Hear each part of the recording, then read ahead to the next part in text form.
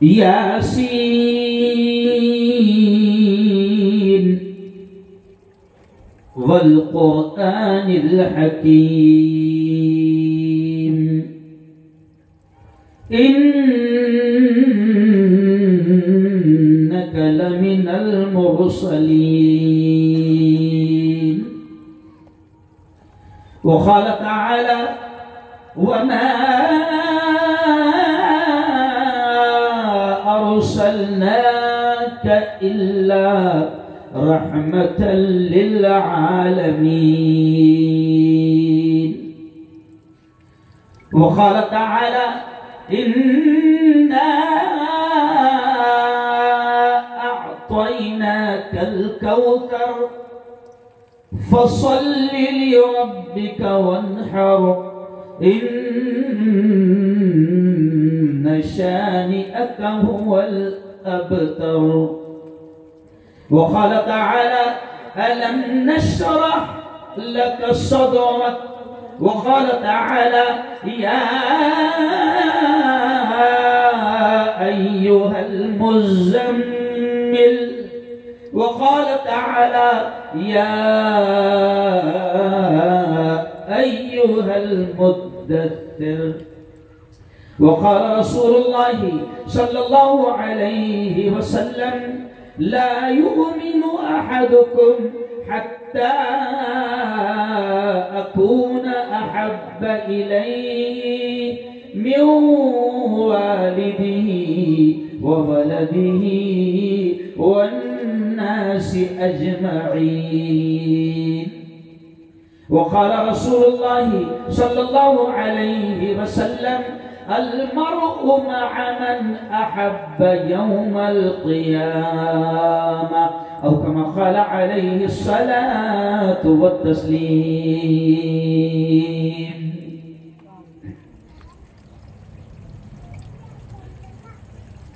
हमको दोज़ख से बचाया,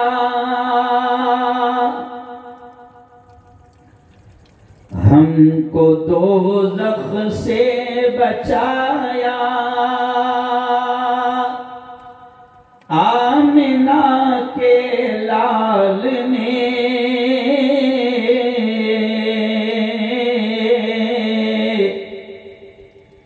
बाग जन्नत का दिखाया, आमिना के लाल ने दुश्मनों के हक में भी रब से दुआए खैर की,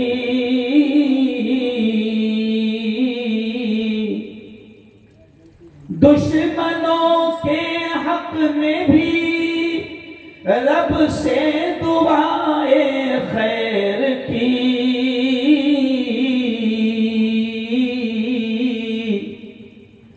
उनको सीने से लगाया, आमिना के लाल ने।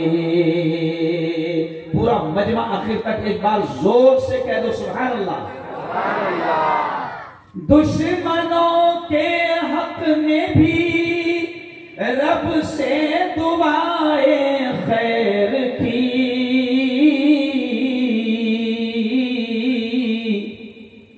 उनको सीने से लगाया, आमिना के लाल ने। पत्थरों ने भी पढ़ा कलमा रसूले पाक का,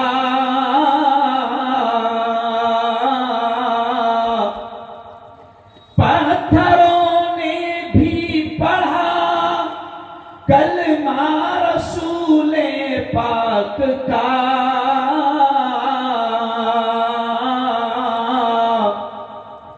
मोजज़ा ये भी दिखाया, आमिना के लाल ने।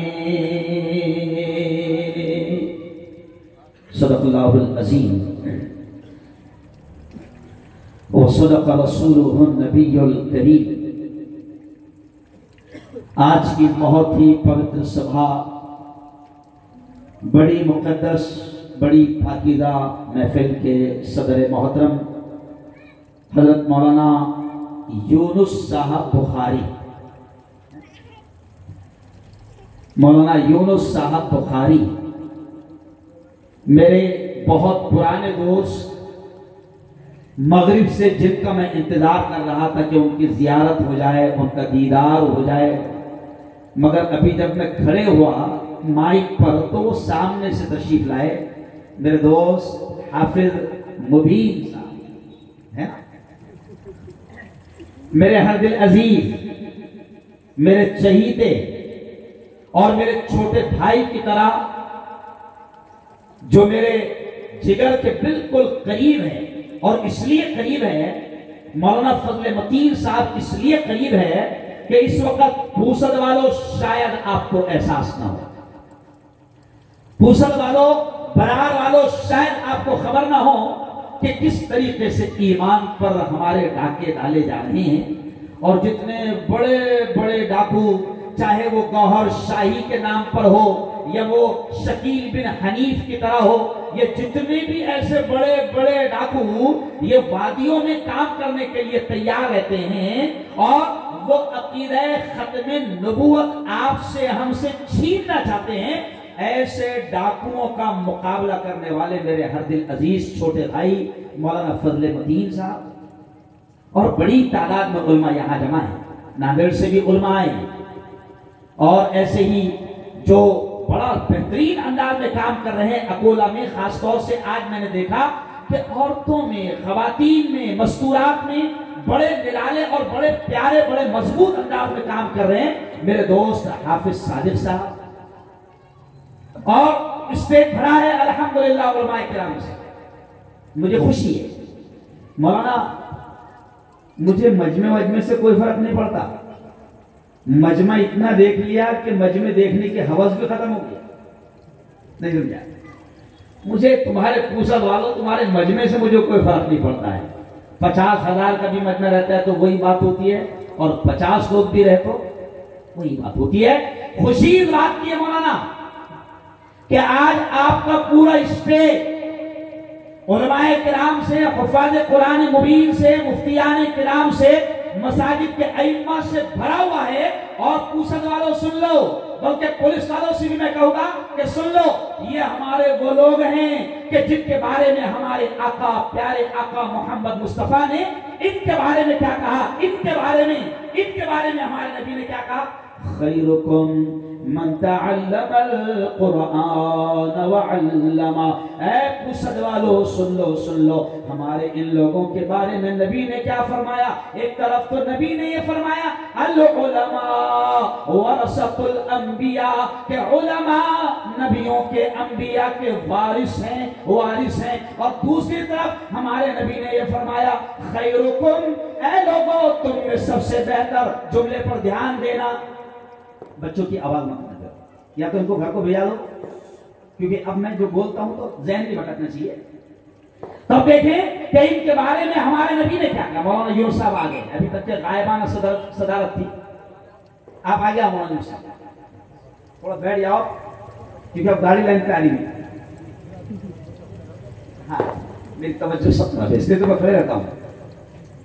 तो देखें कि ये तमाम लोग, आज स्टेट पूरा उलमा से भरा है। पूसद वालों, तुम्हारा रहमत नगर है ना, ये कौन सा नगर है, रहमत नगर। आज ओरिजिनल में आपके इस बस्ती में, आपके इस मोहल्ले में बड़ी दूर दूर से उलमा के कदम पड़े हैं, और इंशाअल्लाह आज अल्लाह की रहमतें इस पूरे इलाके पर बरस रही है।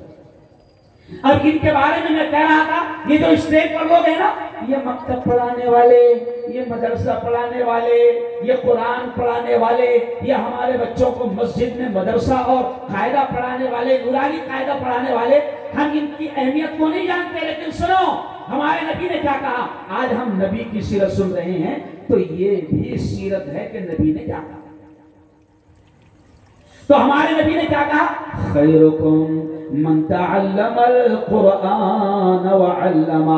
हमारे नबी ने कहा कि ऐ लोगों सुनो सुनो, हमारे नबी ने कहा कि धरती पर सबसे बेहतर, जमीन पर सबसे ऊंचे रुतबे वाले, सबसे आला मकाम वाले कौन है? कौन है? नबी ने फरमाया मन तअल्लमल कुरान, जो कुरान को सीखते हैं, व अल्लमहु, और उसको सिखाते हैं। नबी ने कहा कि जमीन पर सबसे ऊंचा रुतबा उनका जो कुरान सीखते हैं और लोगों को, जोर से बोलो, बोलो बोलो, सिखाते हैं। ये अलग बात है कि हम इनको नहीं जान पाते हैं, है ना, हम इनके मकाम को नहीं जान पाते हैं। जो हमको कुरान सिखा रहे हैं, हमारी नस्लों को दीन दे रहे हैं, हमारी नस्लों को कुरान पढ़ा रहे हैं, उनके ईमान के हिफाजत का सामान वो हमारे सामने कर रहे हैं, हम इनकी अहमियत को नहीं जानते। हमारे पास तो जनाब अहमियत उनकी है जो हमारी नस्लों को इंग्लिश पढ़ा रहे हैं। और क्या पढ़ा रहे हैं?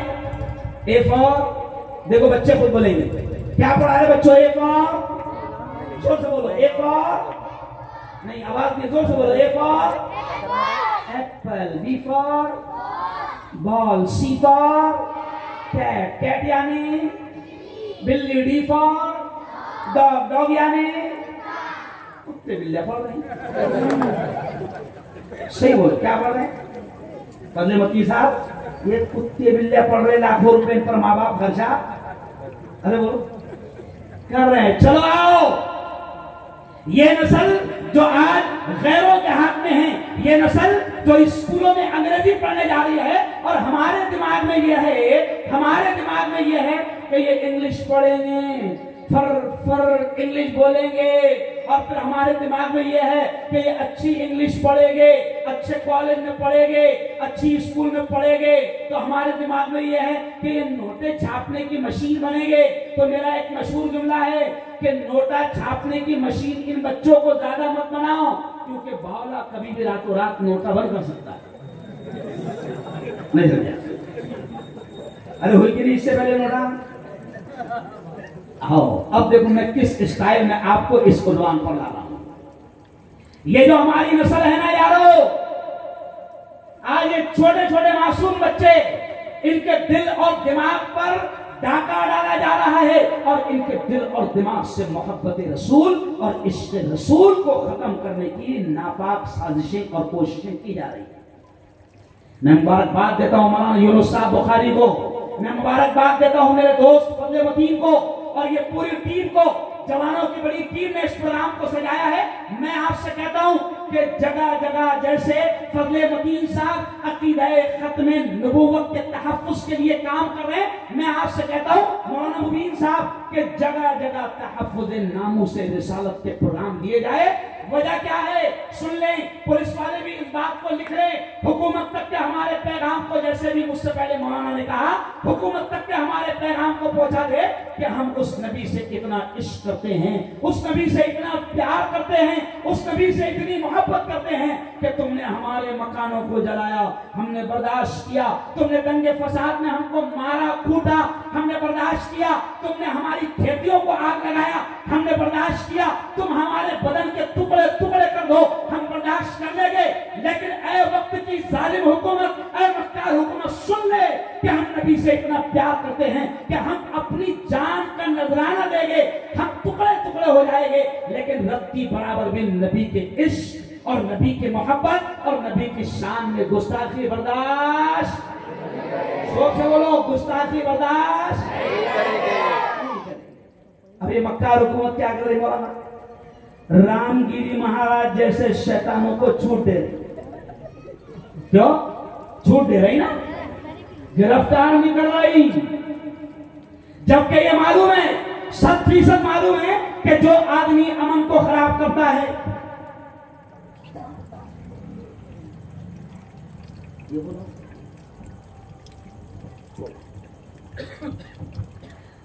आवाज को, जबकि ये मालूम है हुकूमत को, ये कानून है कि जो आदमी इस प्यारे देश के अमन और शांति को खराब करे, जिसकी वजह से एहतजाज हो, धरने हो, आंदोलन हो, लोगों के जज्बात मजरू हो, लोगों के जज्बात को ठेस पहुंचे, तो कानून ये कहता है कि ऐसे कुत्ते को उठाकर सीधा काट डालो। अरे बोलो, मगर नहीं डाला जाएगा। क्यों? आगे सुनना, भी बहुत प्यारी प्यारी बातें बोलूंगा। थोड़ा सा पहले ही मैंने छक्के लगा दिया, नहीं समझा। अब यहां से सुन लो। हम ये कहते हैं कि हम ये कहते हैं कि मक्कार हुकूमत इसलिए बर्दाश्त कर रही है उसको, और इसलिए आजाद रख रही है उसको, कि ये हुकूमत आपको और ज्यादा गुस्से में लाना चाहती है।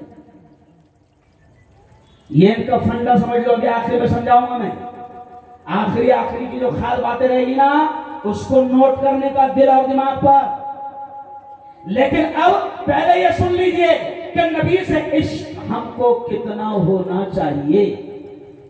क्यों? सिर्फ नारों का इश्क नहीं चलेगा, सिर्फ एहतिजाज वाला इश्क, अरे बोलो, जोर से बोलो, नहीं चलेगा। 16 बोतल वाला जज्बा नहीं चलेगा। अब सुनो, नबी से इश्क आज ये उन्वान है तहफ्फुज़े नामूसे रिसालत, कि नबी की नामूस, नबी की शान, नबी की इज्जत की हिफाजत। तो सबसे पहले हमें किसी रामगिरी से उम्मीद नहीं है, हमें किसी यति नरसिंहानंद से उम्मीद नहीं है। ये तो पालतू कुत्ते हैं जिनको पाला जा रहा है। ये तो माहौल खराब करने के लिए, जैसे कुत्तों को ब्रेड मक्खन खिलाकर बड़ा किया जाता है, पाला जाता है, वैसे इनको पाला जा रहा है ताकि ये माहौल को खराब करे, मुसलमानों को भड़काए, मुसलमानों के जज्बात से खेले। हमको इनसे कोई मतलब नहीं। आज मैं मुसलमानों तुमसे कह रहा हूं, कि हमको नबी से सच्चा इश्क हमको करना है। और नबी ने क्या कहा? ला युमिनु अहदुकुम हत्ता अकूना अहब्ब इलैहि मिन वालिदिही व वलदिही वन्नासि अजमईन। हमें इश्क कैसा हो, मोहब्बत कैसी हो, नबी से प्यार कैसा हो, नबी से इश्क कैसा हो, नबी ने मेयार बताया, लेवल बताया। प्यारे नबी ने कहा ला युमिनु अहदुकुम, कि तुम में कोई भी शख्स ईमान वाला नहीं हो सकता। कब तक नहीं हो सकता? किसी शख्स का ईमान उस वक्त तक मुकम्मल नहीं हो सकता, नमाज पढ़ लेने से ईमान मुकम्मल नहीं होगा। बल्कि नबी कह रहे ला युमिनु अहदुकुम, तुम में कोई शख्स ईमान वाला नहीं हो सकता हत्ता अकूना अहब्ब इलैहि मिन वालिदिही व वलदिही वन्नासि अजमईन। नबी कह रहे हैं कि जब तक कि उसको अपने आप से ज्यादा, अपने माँ बाप से ज्यादा, अपनी औलाद से ज्यादा, यहाँ तक के नबी कह रहे हैं कि जब तक तुमको अपनी जान से ज्यादा मोहम्मद से मोहब्बत न हो जाए, तुम्हारा ईमान मुकम्मल नहीं हो सकता। ये हमारे नबी कह रहे हैं। ओ मुसलमानों, फुर्सत के जवानों, मैं आपसे कह रहा हूं कि नबी कह रहे हैं कि जब तक कि आपको अपने माँ बाप से ज्यादा नबी से मोहब्बत न हो जाए, जब तक कि आपको अपनी औलाद से ज्यादा नबी से इश्क न हो जाए। और अगला जुमला, जब तक कि आपको अपनी जान से ज्यादा नबी से प्यार न हो जाए, नबी कह रहे हैं तुम्हारा ईमान मुकम्मल, अरे बोलो, नहीं हो सकता। अब ये लेवल है। अब जरा सोचो कि क्या हम अपनी जान से ज्यादा नबी से मोहब्बत करते हैं? जरा सोचो। नबी कह रहे अस्सलातु कुर्रतु ऐनी, नमाज मेरी आंखों की ठंडक है। बड़े प्यार से सुनना इस जुमले को। नबी कह रहे हैं अस्सलातु कुर्रतु ऐनी, नमाज मेरी आंखों की ठंडक है। ओ जवानों, ओ नारा लगाने वालों, ओ जुलूस निकालने वाले मेरे भाइयों, जुलूस की सदारत मैं भी करता हूँ, जुलूस में शरीक मैं भी होता हूँ, लेकिन गुस्सा मुझे उस वक्त आता है कि जब हम नमाज नहीं पढ़ते। क्योंकि नबी क्या करें? अस्सलातु कुर्रतु ऐनी, नमाज मेरी आंखों की ठंडक है, नमाज मेरी आंखों की ठंडक है। अब जरा दोनों हाथ उठाकर मुझे बताना। अब देखो, एक बहुत प्यारी बात मैं कह रहा हूं। कौन कौन चाहता है, ये जुमला सुनना, कौन कौन चाहता है कि नबी का साथ हश्र के मैदान में नसीब हो? जरा दोनों हाथ उठा के बताओ। माशाअल्लाह माशाअल्लाह, सब चाहते हैं मौलाना फजल मदीन साहब, सब चाहते हैं कि नबी के साथ होना। अच्छा फिर और अगला जुमला, कौन कौन चाहता है कि हौज़े कौसर पर नबी के हाथ से पानी पीना, नबी के हाथ से पानी पीना नसीब, हाथ उठा के बताओ। वाह वाह वाह, सब चाहते हैं, है ना? अब अगला का जुमला सुन लो, नबी ने क्या फरमाया, अल-मर्उ मअ मन अहब्ब यौमल क़ियामा। नबी ने फरमाया, जुमला सुनना बड़ा प्यारा है, नबी ने फरमाया कि आदमी कल क़यामत के दिन हश्र के मैदान में उसी के साथ होगा। ये जुमला सुनना, नबी ने फरमाया आदमी कल क़यामत में हश्र के मैदान में उसी के साथ होगा दुनिया में वो जिससे मोहब्बत करता था। क्यों? दुनिया में वो जिससे मोहब्बत करता था। अब जरा अपने आप को चेक करो भला, अपने को नबी से मोहब्बत है क्या? नबी ने जैसा चेहरा बताया वैसा, अरे बोलो ना यार, शर्माओ मत, शर्माओ मत, नबी ने जैसा चेहरा बताया वैसा है क्या? ये जवान बड़ी तादाद में यहां पर जमा है, नबी से बहुत प्यार है, इतना प्यार है कि अगर कोई शैतान नबी की शान में गुस्ताखी करे बर्दाश्त नहीं करता हमारा जवान, और भौले चाले भी कर लेता कभी कभी। नहीं समझा? मैं आगे आऊंगा उस पर, क्या क्या भौले चाले करते हैं, मैं आगे आऊंगा। तो नबी से प्यार है, नबी से इश्क है, लेकिन सुनो, नबी ने कहा कि वो शख्स हश्र के मैदान में नबी के साथ होगा जो दुनिया में नबी से मोहब्बत करता था, या जिसके तरीकों से मोहब्बत करता था। अब ये बड़ी तादाद में जवान मेरे सामने है, जरा देखो मौलाना, कितने जवान ऐसे हैं कि जिनको देखकर ऐसा लगे कि हाँ ये नबी का फैन है। अरे बोलो, लगता है क्या ऐसा? कोई शाहरुख खान का फैन दिख रहा, तो कोई सलमान खान का फैन दिख रहा। अभी मैं जब आया आपके पूसल में तो दो जवानों को देखा मैंने मौलाना, पैंट उनकी घुटनों पे फटी हुई थी, घुटनों पर पैंट फटी हुई थी। तो मैंने उनसे पूछा, बेटा गलती से फटी हुई पहन लिया क्या? तो उन्होंने बोले मुफ्ती साहब नहीं, गलती से ही पहने, ये फटी हुई 1100 की है और सिली में 700 की है। आप पॉइंट देखिए, यानी हम किसके स्टाइल पर चल रहे हैं, हमको किससे मोहब्बत है। अभी मेरा मुंबई में फिल्म इंडस्ट्री में बयान हुआ, सारे वो नाचने वाले, गाने वाले, सीरियल में काम करने वाले ये सब मौजूद थे। रजा मुराद से लेकर जितने भी नीचे ऊपर है सब मौजूद थे। तो सुन लो जवानों, पूछने वालों, मैंने वहां पर क्या कहा? मैंने क्या कहा कि ओ हीरो, तुमको लोग हीरो कहते हैं, लोग बोलते हैं हीरो हमको। मैंने कहा फजल वकील साहब कि तुम हीरो नहीं हो, तुम जीरो। क्या है?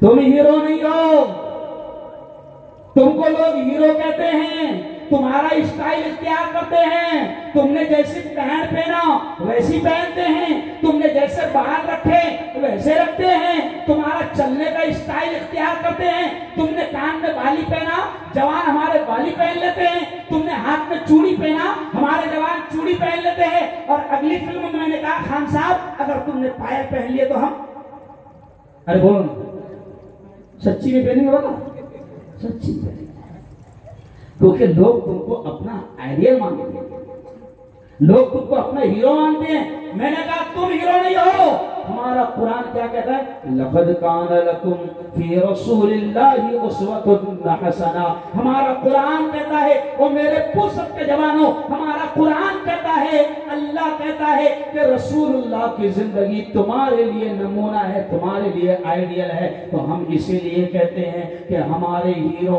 हमारे आका, हमारे कायद, हमारे रहबर हजरत मोहम्मद मुस्तफा, जोर से कह दो सल्लल्लाहु अलैहि वसल्लम है। आप हदीस उठा कर देखो, ये जवान कितना आज ये गैरों के तरीके पर चल रहे हैं। ओ जवानों, हदीस को उठा कर देखो, कसम अल्लाह की खाकर कह रहा हूं कि मेरे नबी की हर स्टाइल और हर अदा को अल्लाह ने महफूज कर दिया है। हमारे नबी, आप हदीस देखेंगे, आपको ताज्जुब होगा, आज आप दूसरों के तरीके से हेयर स्टाइल रख रहे हैं। अभी कई जवानों को आप देखो, उनके बाल कैसे बने हैं, कटोरा, देखिए आप, कटोरा है ना। अच्छा, किसी के ऐसे जा रहे नहीं। आओ आओ, ओ नबी की बात सुनने वालों, ओ नबी से मोहब्बत करने वालों, सुनो, हदीस में मेरे नबी का हेयर स्टाइल भी मौजूद है कि 3 स्टाइल से मेरे नबी बाल रखते थे। ये देखो, ये जो फजले मतीन साहब ने रखे ना, ये हेयर स्टाइल मेरे नबी का है। कभी मेरे नबी का हेयर स्टाइल कानों तक आता था, कभी मेरे नबी का हेयर स्टाइल ये गर्दन तक आता था, और कभी मेरे नबी का हेयर स्टाइल शानों तक आता था। हदीस में मेरे नबी का हेयर स्टाइल भी मौजूद, मेरे नबी का ड्रेस स्टाइल भी मौजूद, मेरे नबी का ईटिंग स्टाइल, खाने का स्टाइल भी, अरे बोलो, मौजूद। मेरे नबी का वॉकिंग स्टाइल, चलने का अंदाज भी मौजूद। और ये भी सुन लो पुसद वालों, मेरे नबी ने तो यहां तक बता दिया कि टॉयलेट में जाए तो पहले कौन सा पैर रखे, पेशाब करे तो कैसे करें, टॉयलेट से बाहर निकले तो कैसे निकले। मौलाना इस जुमले को कहते हुए सीना ठोक कर हम गर्व से कहते हैं, फख्र से कहते हैं कि सुनो मुसलमानों, हम सीना ठोक कर गर्व से कहते हैं, फख्र से कहते हैं कि दुनिया के किसी समाज को ऐसा मुअल्लिम, ऐसा टीचर, ऐसा रहबर, ऐसा उस्ताद नहीं मिला जैसा मुसलमानों को मोहम्मद मुस्तफा की शक्ल में मिला। बताओ, सच्ची बताना, दिल पे हाथ रखकर। दूसरी कौमें जिसको भी मानती होंगी, जिसको भी मानती होंगी, क्या उन्होंने पेशाब का तरीका बताया? अरे बोलो ना, नहीं बताया। उन्होंने जूता पहनने का स्टाइल बताया? नहीं बताया। उन्होंने सवारी पर सवार होने का स्टाइल बताया? नहीं बताए। लेकिन मेरे नबी ने तो ये भी कह दिया, पुलिस से गुजरो तो क्या स्टाइल है ना, बाजार में जाओ तो क्या स्टाइल है। मेरे नबी ने ये भी बता दिया, कुरान कहता है कि तुम्हारा मामला ऐसा होना चाहिए कि रुहमा बैनहुम, आपस में बड़े मेहरबान, एक दूसरे से बड़े प्यार करने वाले, वो अशिद्दाउ अलल कुफ्फार, और दुश्मनों के मामले में बड़े सख्त। अपना उल्टा ही हो गया, अपना क्या हो गया, उल्टा। अस्तीन का चढ़ाता हुआ रहमतनगर में, नहीं समझा, अस्तीन का चढ़ाता, दादागिरी का दिखाता। अरे बोलो, दादा दादा, आजकल मुसलमानों में मामला अजीब अजीब माहौल बन गया। लोग पहले बाप बनते फिर दादा बनते, लेकिन हमारे जवान पहले दादा बन गए। नहीं समझा मोहम्मद साहब। और मेरे यारों, मेरे नबी ने ये नहीं सिखाया है, मेरे नबी ने ये नहीं सिखाया है। इसलिए मैंने शुरू में अशार क्या पढ़ा, फजल मतीन साहब, आप मौलाना आए नहीं थे, मैंने अशार शुरू में क्या पढ़ा कि हमको दोजख से बचाया आमिना के लाल ने, हमको दोजख से बचाया आमिना के लाल ने, बाग जन्नत का दिखाया आमिना के लाल ने। और अगला शेर सुनो, दुश्मनों के हक में भी, दुश्मनों के हक में भी रब से दुआए खैर की, उनको सीने से लगाया आमिना के, अरे बोलो, लाल। मेरे नबी ने तो कत्ल करने आने वाले भी पकड़े गए, तो होना तो ये चाहिए था कि गर्दन उड़ा दी जाए, क्यों? मगर पकड़े गए तो मेरे नबी कहते खाने के वक्त में साथ में लेकर आओ, एक ही प्लेट में खाना लाए। क्यों? मारा भी तो अखलाक की तलवार से मारा। आज प्रॉब्लम क्या हो गया मुसलमानों? अब ये जुमला सुन लेना, अगर कोई मुफ्ती साहब, रामगिरी महाराज, अगर कोई शैतान नबी की शान में तौहीन करता है, कोई यकीन सिंह जैसा पागल कुत्ता खिंजीर अगर कोई नबी की शान में गुस्ताखी करता है, तो हम ये मानते मौलाना कि इसमें कसूर हमारा भी है, क्योंकि हमने अभी तक उन तक के नबी की सही जिंदगी पहुंचाई थी ना। अगर हम सुन लो मुसलमानों, मैं बिल्कुल खुलकर कह रहा हूं कि अगर हमने नबी की जिंदगी सचमुच ओरिजिनल प्रैक्टिकल, अगर हम नबी के दीवाने बन गए होते, प्रैक्टिकल अमली शक्ल में अगर हम नबी के आशिक बन गए होते, तो हिंदू भाई फिर ये कहते कि ये शख्स इतना अच्छा है, तो जिसको ये मानता है वो नबी कितने अच्छे होंगे। लेकिन अपन इतने 420 हो गए, नहीं समझा, कि अपने झोले देखकर, अपने टोपिया घुमाना देखकर, अपना झूठ देखकर, अपना धोखा देखकर हिंदू भाई क्या समझ रहा, अरे यार ये मुसलमान ऐसा, ये ऐसा। मैं आपको अल्लाह की कसम खाकर कहता हूं, मेरे लाखों की तादाद में मेरे चाहने वाले मेरे हिंदू भाई है। और अभी 19 तारीख को खामगांव में हिंदू भाइयों ने मेरा प्रोग्राम रखे। क्यों रखे? मौलाना फजल मतीन का फोन आया जब, तो क्या बताया मैंने आपको, नॉन मुस्लिम हिंदू भाई मेरे हॉल में तारीख लेने के लिए बैठे थे। तो मैंने कहा फजल मतीन साहब, अभी तक तो मुसलमान ले रहे थे, अभी देखो हिंदू भाई भी आए हैं। वो चाहते हैं कि सही जिंदगी नबी की लोगों के सामने आए, और सही जिंदगी सुन लो मुसलमानों, सही जिंदगी नबी की तकरीरों से नहीं आएंगी, भाषणों से, अरे बोलो, नहीं आएंगी। क्यों? अभी अब तो वो क्या लगता, अपना प्रॉब्लम क्या मारना, पूरा मोहल्ला अपना है। और अपन शान से भी कहते मुफ्ती साहब या कोई नहीं बोला अपने अलावा, नहीं समझा, वो शान से कहते हैं। हम कहते हैं कि नबी ने जिस तरीके से पड़ोसी के हुकूक बताए, कसम अल्लाह की, अगर तुम्हारे पड़ोस में रमेश रहता है, तुम्हारे पड़ोस में गणेश रहता है, तुम्हारे पड़ोस में प्रकाश रहता है, तुम्हारे पड़ोस में कैलाश रहता है, तुम्हारे पड़ोस में योगी आदित्यनाथ रहता है, तुम्हारे पड़ोस में अमित शाह रहता है, तुम्हारे पड़ोस में नरेंद्र मोदी रहता है, कसम अल्लाह की ऐसे अखलाक पेश करो कि वो भी बोलने पर मजबूर हो जाए कि मुसलमान इसे कहते हैं और आशिक रसूल इसे कहते हैं।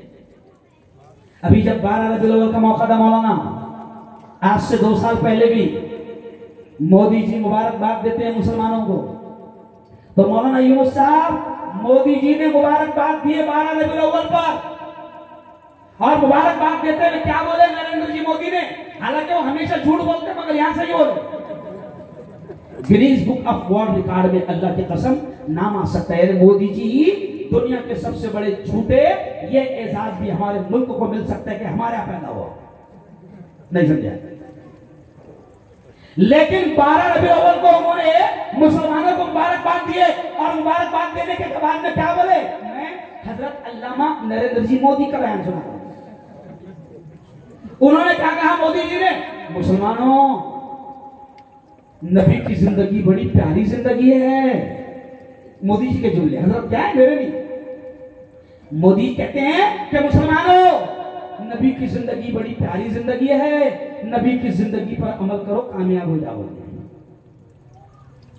हजरत कह रहे हैं, कौन कह रहे हैं, अरे बोलो ना, हजरत कह रहे हैं।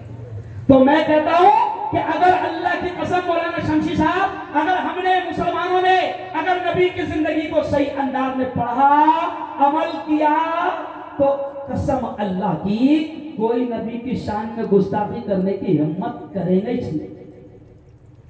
भाई रामगिरी महाराज बावला है, वो नहीं समझा क्या है बावला।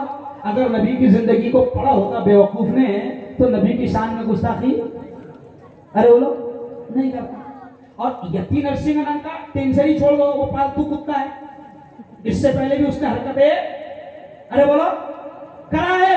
लेकिन पुलिस की बदमाशी, उत्तर प्रदेश पुलिस की मक्कारी, उस कुत्ते को जब पहले उठाकर डाले थे तो इतना ठुकाई करना था उसकी कि दोबारा हिम्मत ही ना करे, मगर उसकी सही तरीके से वहां पर मेहमान नवाजी, अरे बोलो, नहीं हुई। तो इन कुत्तों की हिम्मतें और बढ़ते जा रही। मगर फिर भी मैं आपसे कहता हूं, पूसद वालों मैं आपसे कहता हूं कि इनके फंडों में नहीं आना।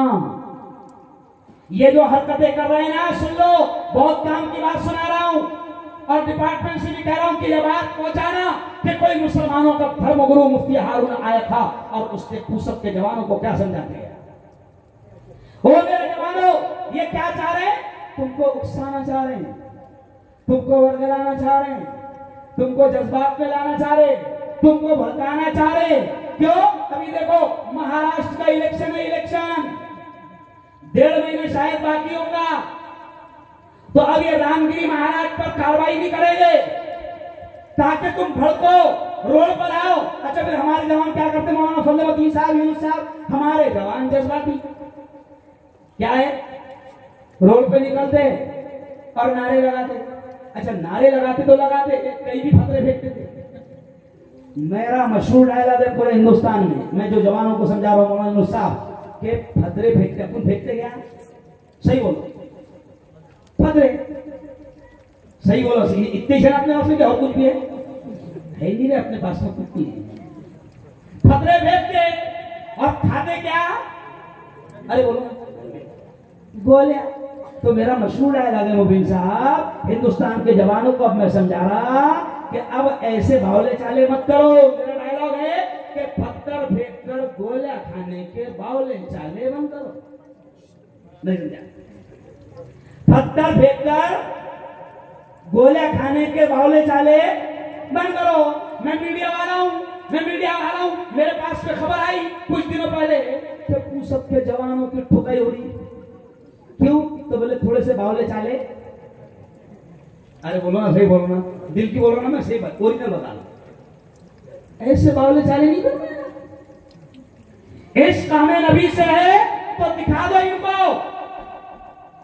दो इनको कि हम ओरिजिनल आशिक है, और ऐसे आशिक बन जाओ। और मेरे पूसब के जवानों, ऐसे आशिक बन जाओ कि अगर हिंदू मोहल्लों से भी गुजरो, बाजार से भी गुजरो, ये जुमला सुनना गौर से, हिंदू मोहल्लों से भी गुजरो, बाजार से भी गुजरो, तो तुमको देखकर हिंदू भाई ने भी ये कहना, तुम्हारा चेहरा देखकर, तुम्हारा लिबास देखकर, तुम्हारा स्टाइल देखकर, तुमको देखकर हिंदू भाई ने भी ये कहना कि ये कोई मोहम्मद का फैन जा रहा है। अभी हमारे कुछ लोग ऐसे मौलाना समझ में नहीं आते कि इधर का उधर का, सही बात है, ये भी नहीं समझ में आता कि उसको सलाम करना कि नमस्कार करना। अच्छा कुछ को मौलाना नए स्टाइल में ऐसे आ गए, बॉम्बे में भी मैं लोकल में चढ़ा, अब सामने थोड़ी गर्दी थी, एक आदमी खड़ा हुआ था मेरे सामने, तो अब लंबे लंबे बाल थे, कान में बालें थी, तो मैंने कहा एक्सक्यूज मी आंटी, मैंने ऐसा कहा क्योंकि हटने के लिए ऐसा बोलना पड़ता था, रास्ता मांगने के लिए, एक्सक्यूज मी आंटी, तो फौरन उसने गुस्से में देखा, अंटा है तेरे कान में बाल है, नहीं समझा, तेरे लंबे लंबे बाल, पीछे से तू कैसे भी कुछ दिख रहा। तो वहां अभी हमारे जवान भी ऐसे बन गए कि ये भी नहीं समझ में आता कि ही है कि सी है। ओ यारो, हंसते हंसते तुमको बड़ी बात समझाने की कोशिश कर कि नबी के ओरिजिनल फैन बने। तुम्हारा चेहरा, तुम्हारा लिबास, तुम्हारा ड्रेस स्टाइल, तुम्हारा चलने का अंदाज, अगर तुम फ्रूट की गाड़ी मार्केट में लगा रहे हो, अगर तुम केले की गाड़ी मार्केट में लगा रहे हो, अगर तुम सब्जी की गाड़ी मार्केट में लगा रहे हो, ओ मेरे जवानों, नबी के ऐसे दीवाने बन जाओ कि तुम अगर मार्केट में फ्रूट की और सब्जी की गाड़ी में लगा रहे हो तो उसने देख कर बोलना चाहिए कि नहीं नहीं नहीं नहीं, मैं ये मुसलमान के पास से फ्रूट लूंगा, मुझे यकीन है कि नबी का मानने वाला है, धोखा नहीं। बनो तो सही ऐसे, आप यकीन करो कि मत करो। अभी मेरा भी बयान क्या हो मालूम आपको, हिंदू भाइयों का सबसे बड़ा मंदिर है मंगल ग्रह। 2 मंदिर है हिंदुस्तान में, एक है उज्जैन में और एक जलगांव से करीब 50 किलोमीटर पर मंगल ग्रह मंदिर है। मेरा हिंदू पुजारियों ने मुझे बुलाए, मेरा बयान करवाया। फिर उससे पहले बड़ौदा में एक 550 साल पुराना मंदिर है जैन भाइयों का, वहां भी बुलाए, मेरा इस्तेकबाल हुआ। अभी पिछले महीने की 2 तारीख तुम्हें कहा था मालूम, शिरडी वाले साईं बाबा कहा था, अभी मैं तुमको जानबूझ के सुना रहा बड़ा भाई, शिरडी वाले साईं बाबा। और फिर अभी 19 तारीख को हिंदू भाइयों ने खामगांव में बुलाया, तो ये क्यों मैं सुना रहा तुमको, हालांकि मैं डेंजर बोलता फिर भी मेरे को बुला रहे हो, नहीं समझा, बहुत सोचने की बात है वहां। मैं डेंजर बोलता फिर भी मेरे को बुला रहे, उनको मालूम है कि डेंजर बोलता हुकूमत के खिलाफ, किसी हिंदू भाई के खिलाफ नहीं, किसी कौम के खिलाफ नहीं। हम पढ़े लिखे मुल्ला है, हम गाले भी संविधान के दायरे में लेते, नहीं समझा, गाले भी। हाँ, तो अब हम आपसे ये अपील करते हैं कि सुनो ओ पूसब के जवानों, अगर प्यारे नबी की नामूस प्यारी है, प्यारे नबी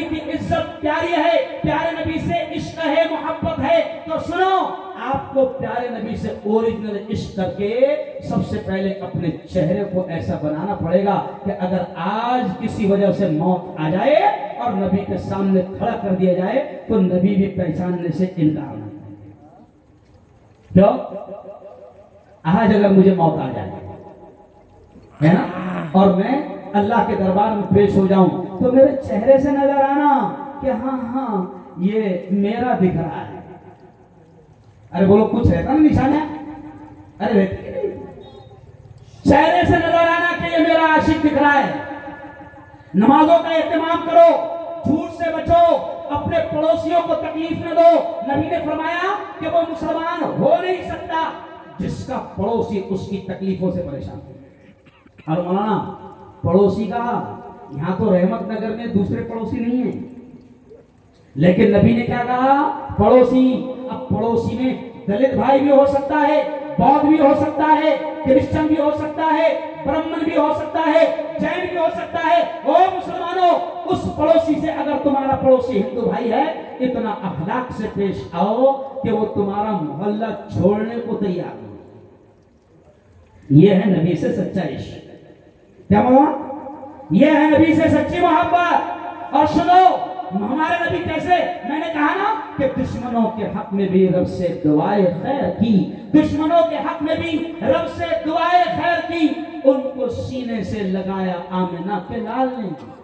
मेरे नबी ने दुश्मनों को भी गले से लगाया। आज मैं आपसे कहता हूं कि आप अपनी फिक्र करो, आप अपने आप को नबी का आशिक बनाओ, आप अपने आप को नबी का दीवाना बनाओ। और सुन लो, अब ये बहुत प्यारी बात याद में आ गई, बहुत प्यारी बात याद आ गई। नबी की सुन्नतों पर अमल करने में दुनिया का भी फायदा है, दुनिया का भी फायदा है। मिसाल के तौर पर अभी आप यहां से सोने जाएंगे, कहां जाएंगे? अरे बोलो ना, सोने जाएंगे। अब प्यारे नबी ने सोने का भी स्टाइल बताया, गौर से सुनना, बहुत काम की बात समझ। प्यारे नबी ने सोने का भी स्टाइल बताया कि सीधे हाथ पर करवट लेकर सो, बाईं करवट पर न सो। अब हम तो नबी के आशिक है, नबी ने कह दिया हमने मान लिया।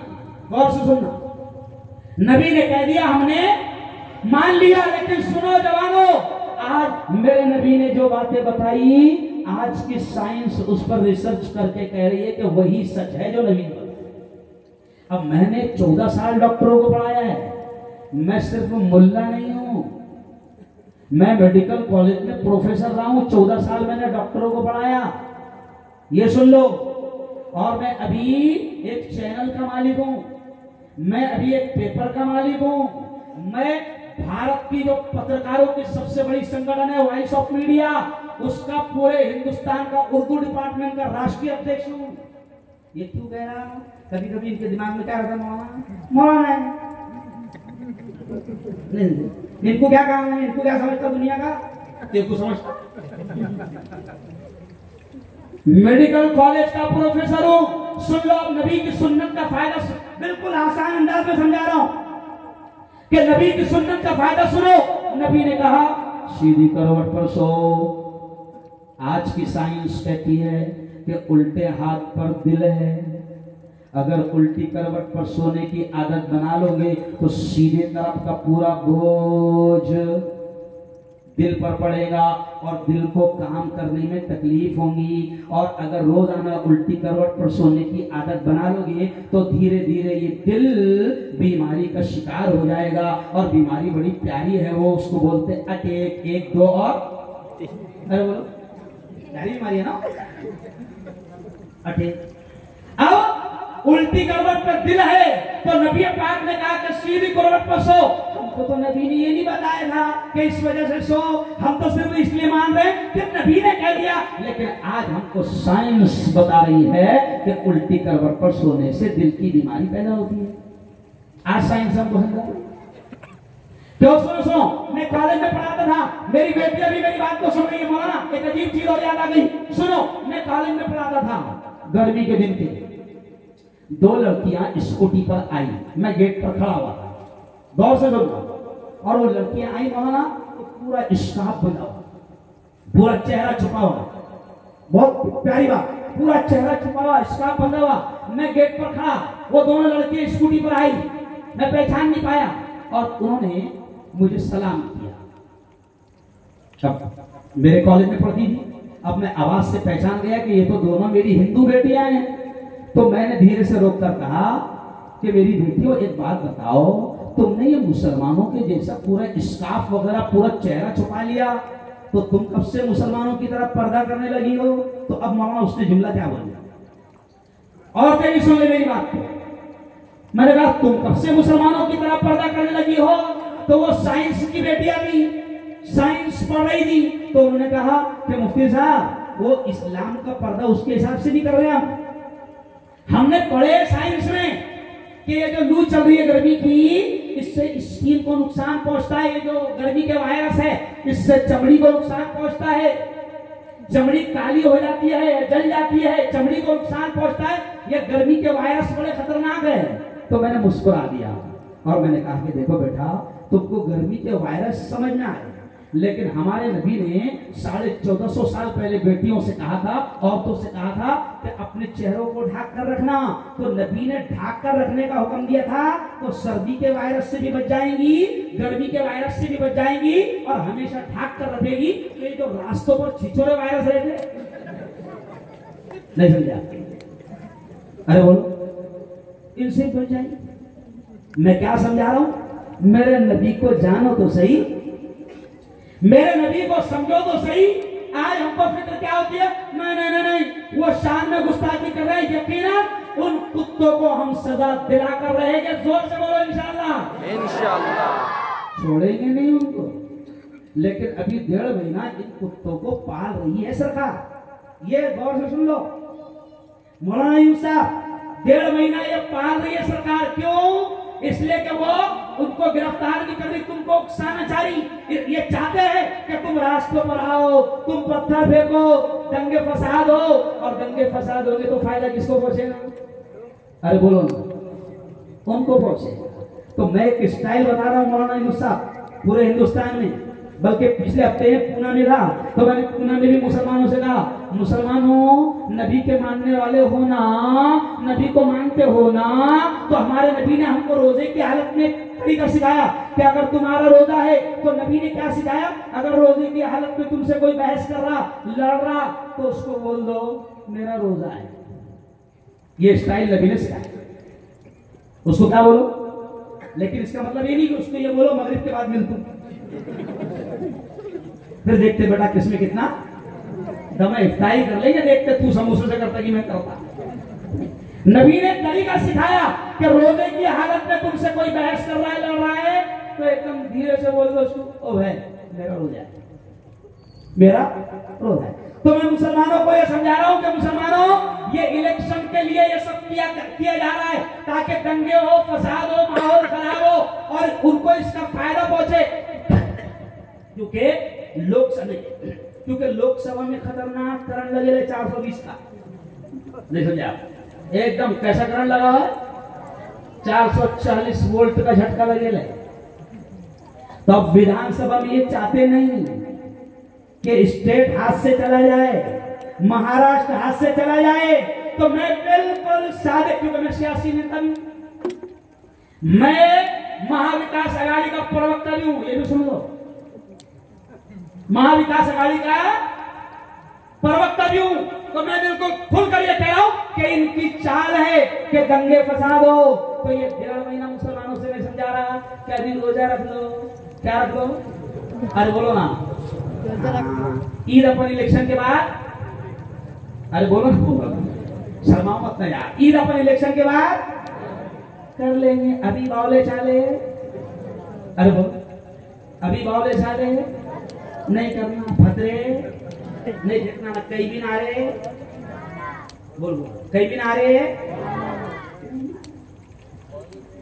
और ये बुज़दिली नहीं है, ये अक्लमंदी है। ये बुज़दिली नहीं है, ये अक्लमंदी है। और सुनो, हम तो ये कहते हैं कि ये हमारा देश है। कोई चाहेगा क्या कि अपने घर में आग लगे? अरे बोलो, कोई चाहेगा? ये हमारा देश है। मौलाना मदनी बड़े शान से कहते हैं कि हम इस मुल्क के हिस्सेदार है, किराएदार नहीं है, तो हम क्यों अपने घर को आग लगने दे, हम अपने फुर्सत को क्यों आग लगने दे, हम अपने फुर्सत में दंगे फसाद क्यों होने दे। हम शैतानों की चाल और शैतानों के मंसूबों को कामयाब होने, जोर से बोलो, कामयाब होने नहीं देंगे। चलो आओ अब एक और आखिरी बात सुनो, क्योंकि अच्छे काम के लिए अपने हिंदुस्तान में टाइम फिक्स है, बुरे काम के लिए नहीं है। अभी देखो पुलिस वाले बैठे ना, बहुत ईमानदारी से आए यहाँ पर, ये 10 बजे बंद कराने के वास्ते, बाकी रात भर शराब के अड्डे चलेंगे, रात भर बुराई के अड्डे चलेंगे, तो बुरे कामों को अपने मुल्क में बहुत अच्छे से चलने देते हैं। वहां आख्या, वहां पर आख्या ऐसा लगता है जैसे आंखें फूट गई, लेकिन बेटा अपने मुल्क में अच्छे काम के लिए होकर मुतय्यन लगता है। 10 बजे के बाद में अच्छी बातें नहीं करना, 10 बजे के बाद अच्छी बात भी नहीं करना। 10 बजे के बाद गुंडों का वक्त शुरू होता, क्यों भाई?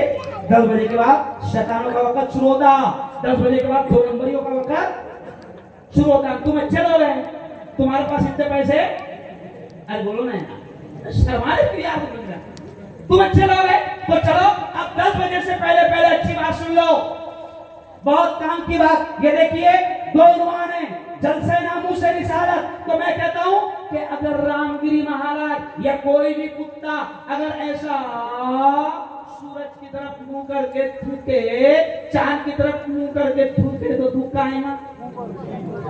अरे बोलो, अरे बोलो भाई, जोर से बोलो। तो थूक आया रामगिरी के मुंह पर, नहीं समझ, थूक आया किसके मुंह पर? अरे मेरे नबी की शान तो इतनी ऊंची है, ये भी जुमला सुन लो। मैंने आयत तो पढ़ा मौलाना, लेकिन समझ में नहीं आ रहा था कि क्या समझाऊं।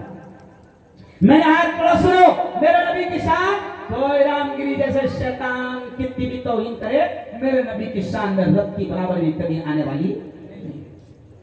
मेरा अल्लाह क्या कहता है मेरे नबी के बारे में?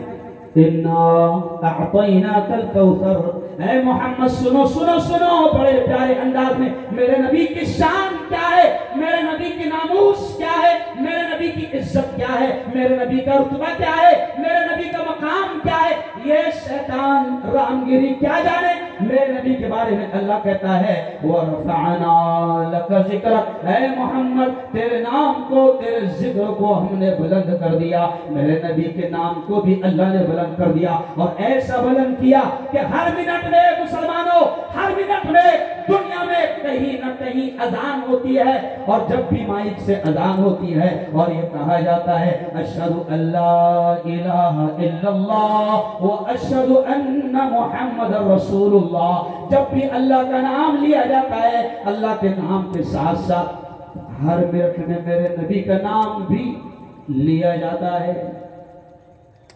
वरफ़अना लक ज़िक्रक, क्या मोहम्मद तेरे नाम को, तेरी याद को, तेरे जिक्र को, तेरे तस्करों को हमने बुलंद कर दिया है।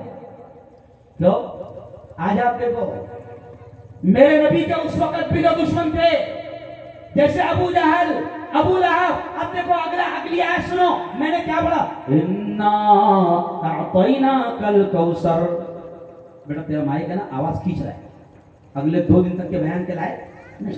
टेंशन मत लो, पहले वकील साहब टेंशन मत लो, मुख्तियारों ने। तब देखो अल्लाह क्या करे, इन्ना अअतैनाकल कौसर। ऐ मोहम्मद जितनी खैर हो सकती है, जितनी भलाइयां हो सकती है, ऐ मोहम्मद हमने तुमको तमाम भलाइयां दे दी, तमाम खैर दे दी। और आगे अगला जुमला सुनो, इन्ना शानिअक हुवल अबतर, कि उस वक्त के यकीनन सिनानन का दादा अबू जहल, रामगिरी का नाना अबू लहब, उस वक्त ये कहते थे जब नबी की औलाद का इंतकाल हो गया, लड़कों का इंतकाल हो गया, तो दुश्मन ये कहते थे, खुशी मनाते थे कि अब तो नबी का नाम आगे नहीं चलेगा, नबी के लड़कों का इंतकाल हो गया।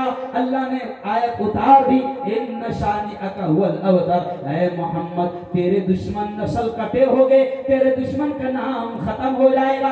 कसम अल्लाह की, आज रामगिरी से पूछो अबू जहल को पहचानता क्या? बोलेगा नहीं। उसको याद दिलाओ तेरा पड़दादा है, नहीं पहचानता। उस वक्त जो नबी के दुश्मन थे ये उन्हीं की नस्ल के हैं, मगर कमाल की बात है उनको ये नहीं पहचान रहे, यानी अपने दादा को नहीं पहचानते, अपने नाना को नहीं पहचान रहे। लेकिन आज मेरे नबी का नाम इतना ऊंचा कि वो भी पहचानता मोहम्मद। रामगिरी भी मानता कि मोहम्मद आखिरी नबी है। और आखिरी बात सुन लो, जैसे मौलाना ने कहा ना दूसरा उन्वान है आपका तहफ्फुज़ खत्म नबुव्वत, इसलिए अब आखिरी बात सुन लो, वक्त खत्म हो रहा है इसलिए अभी 10 मिनट है, 11 मिनट मौलाना पूरी ईमानदारी के साथ ओरिजिनल मोबाइल है मेरा, 11 मिनट सुन लो कि तहफ्फुज़ खत्म नबुव्वत ये अभी तो रामगिरी जैसे ये नबी की शान में गुस्ताखी कर रहे हैं, लेकिन सुनो अभी ऐसे डाकू मार्केट में घूम रहे हैं जो आपके तहफ्फुज़ खत्म नबुव्वत ये जो चल रहा है ना कि ये जो अकीदा है, सुनो मुसलमानों सादे अंदाज में समझा रहा हूं, हमारा अकीदा है, मेरी बहनों आप भी सुनना और मेरे बच्चों आप भी सुनना, हमारा अकीदा है कि मोहम्मद मुस्तफा आखिरी नबी। कहो जोर से, मोहम्मद मुस्तफा आखिरी नबी। अब कोई नबी आने वाला नहीं। अब जो शकील बिन हनीफ घूम रहा वो डाकू, वो बिहार में बिहार की पैदावार है, कहाँ की पैदावार है? अच्छा वो अपने आप को बोलता मैं मेहदी हूँ, कभी बोलता मैं ईसा हूँ, तो उस बावले को याद दिलाओ कि बेटा मेहदी कहाँ पैदा होंगे और ईसा कहाँ उतरेंगे, तू कहाँ पैदा हुआ, एकदम सादे सादे अल्फाज में। अच्छा अब हजरत ईसा जैसे मौलाना ने बताया ना कि हजरत ईसा को तो अल्लाह ने अपने करम से करिश्मे के तौर पर बकायदा दुनिया को दिखाया कि हजरत ईसा को बगैर बाप के अल्लाह ने पैदा करके दिखाया और दुनिया को बताया कि मैं अल्लाह हूं, मैं जो चाहे कर सकता हूं। तो हजरत ईसा बगैर बाप के पैदा हुए है ना। शकील तेरा बाप तो हनीफ है, एकदम सादी सादी लैंग्वेज में समझ रहा। अब कोई आ गया गौहर शाही, क्यों तो अलग अलग आ रहे, तो ये आज के जलसे का ये भी उन्वान सुन लो। मैं मुबारकबाद देता हूं फजले मदीन साहब और पूछने वालों, हो सकता है अभी तुमको इनके काम की अहमियत नहीं समझ में आ रही है। ये जो टोली है ना जो तहफ्फुज़ खत्म नबुव्वत पर काम कर रही है, इनका काम है छोटे छोटे गांव में जाना, छोटे छोटे गांव में जाना, गलियों में जाना, शहरों में जाना, और ये जो ईमान पर डाका डालने वाले डाकू घूम रहे हैं इनका पीछा करना, इनका ताक़ुब करना और लोगों को समझाना कि नहीं हमारा ईमान है, हमारा अकीदा है कि मोहम्मद मुस्तफा आखिरी नबी। कहो सल्लल्लाहु। अब कोई नबी आने वाला अरे बोलो नहीं। खातमुन नबीय्यीन, नबुव्वत आखिरी खत्म। ये और अब आखिरी बात ये भी सुन लो, मैं एक नेता भी और मैं तुम्हारा एक धर्मगुरु भी हूं, मुफ्ती भी हूं। मैं तुमको ये पैगाम देकर जा रहा हूं कि ये मुल्क हमारा है। बोलो जोर से, ये मुल्क पीछे बोलो, ये मुल्क नहीं मजा नहीं आया, ये मुल्क। हाँ रात इंदौरी ने कहा था ना कि सभी का खून है शामिल यहाँ की मिट्टी में। क्या कहा था इंदौरी ने कि सभी का खून है शामिल यहाँ की मिट्टी में, किसी के बाप का हिंदुस्तान थोड़ी है। और जो आग लगा रहे हैं, जो दुश्मनियां फैला रहे हैं, उनको भी पैगाम देकर जा रहा हूं। मेरा पैगाम डिपार्टमेंट वाले निकले कि मैं जितने भी लोग आग लगा रहे हैं कुर्सी की खातिर, सियासत की खातिर, राजनीति की खातिर, इनसे बड़े गुंडे और आतंकी कोई नहीं। तो मैं उनसे भी कह रहा हूं कि वो आग लगाने वाले पागलों सुनो, राहत इंदौरी ने अगला शेर कहा था कि लगेगी आग तो आएंगे घर कई जदमी। क्या कहा था उसने कि लगेगी आग तो आएंगे घर कई जदमे। यहाँ पे सिर्फ हमारा मकान थोड़ी है, साले बावले आग लगाएंगे तो हमारे बाद में अरे बोलो हमको आग नहीं लगाना, हमको अपने इस देश को संभालना है। और ये भी याद रखो, हमने तय कर लिया है, जुमला सुन लो, हमने तय कर लिया है कि हमारे पुरखों ने, हमारे बाप दादा ने, हमारे पूर्वजों ने, हमारे परदादा दादा ने, हमारे पुरखों ने गोरे अंग्रेजों को भगाया था। किसको भगाया था? लेकिन वो गोरे अंग्रेज के कुछ काली औलाद छुटी है ना। अंग्रेज भी क्या करते थे? Divide and rule. अंग्रेजों का फार्मूला था मुबीन साहब, डिवाइड एंड रोल, लड़ाओ और राज करो। यानी हिंदू मुस्लिम लड़ते रहेंगे तो अपनी कुर्सी, तो गोरे अंग्रेजों का स्टाइल अभी कुछ काले अंग्रेजों ने सीख लिया, नहीं समझा। तो हमने ये भी तय किया है कि तुम्हारी नफरतों की पॉलिटिक्स को हम कामयाब होने नहीं देंगे, तुम्हारी लड़ाओ और दंगा कराओ वाली पॉलिसी को हम कामयाब होने नहीं देंगे। इसलिए मुसलमानों, इससे पर बात खत्म, तुमको पैगाम देकर जाओ। और ये भी नबी का पैगाम है, समझना, क्योंकि हमारे नबी ने अमन की तालीम दी, हमारे नबी ने शांति की तालीम दी, हमारे प्रेषित ने मोहब्बत की तालीम दी। हमारे नबी ने क्या कहा? पुलिस वालों ये लिखना, अच्छे अच्छे बातें लिखना। हमारे नबी ने क्या कहा? ये तालीम तुमको देखा जा रहा, यरहमु मन फिल अर्द यरहमुकुम मन फिस समा। हमारे नबी ने कहा तुम जमीन वालों पर रहम करो, हमारे नबी ने कहा तुम जमीन वालों पर रहम करो, आसमान वाला तुम पर रहम करेगा। ये हमारे नबी ने सिखाया। तो अब हमको जमीन वालों पर रहम का मामला करना है, करम का मामला करना है। हमको दंगे फसाद, लड़ाई झगड़ा, पत्थर फेंकना नहीं करना है। बल्कि मैं तो हिंदुओं से भी कहता हूँ, मुसलमानों से भी कहता हूँ कि ये देश कितना प्यारा है। मौलाना, बहुत प्यारी बात याद आ गई। ये देश इतना प्यारा है कि 1450 साल पहले मक्का की, अरब की जमीन पर बैठकर हमारे नबी ने हिंदुस्तान के बारे में क्या कहा था? हमारे नबी ने कहा था कि मुझे हिंद से ठंडी ठंडी हवाएं आती है। तो मैंने जब मंदिर में बयान किया तो हिंदू भाइयों से भी ये हदीस कहते हुए मैंने कहा कि हमारे नबी ने ये कहा था कि मुझे हिंद से ठंडी ठंडी हवाएं आती है। तो मैंने हिंदुओं से भी कहा कि तुमको हमको मिलकर देखना पड़ेगा कौन शैतान है जो ठंडी हवाओं को गर्म कर रहा है। भाई देखना पड़ेगा ना। जब हमारे नबी ने कहा था कि मुझे हिंदुस्तान से ठंडी ठंडी, अरे बोलो ना, तो अब देखना पड़ेगा ना कौन शैतान है जो ठंडी हवा को गर्म कर रहा है। तो हम गर्म होने नहीं देंगे। और किसी शेर पर भी बात खत्म करूंगा। मैं हिंदू मुसलमान सबसे कहता हूं कि दुनिया में अमन प्यार के किस्से लिखेगा कौन? मैं सबसे एकता का, मैं राष्ट्रीय एकता पर पूरे हिंदुस्तान में बोलता हूं। हिंदू मुसलमानों में मेरे राष्ट्रीय एकता के प्रोग्राम होते हैं।